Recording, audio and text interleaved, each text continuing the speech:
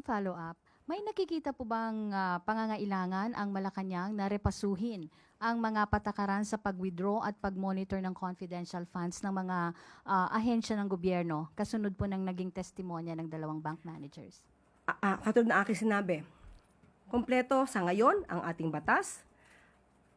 Kung malinis lang ang tao, kung walang balak na gumawa ng anumang anomalya o pagnanakaw ng pondo, ang batas ay dapat na sinusunod.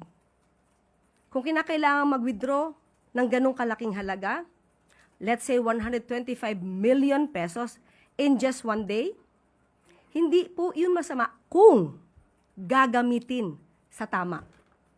So kahit sabihin natin na may batas pa kung paano ito i-withdraw, magkano lang ang limit na halaga na dapat na i-withdraw, hindi pa rin ito masasagot.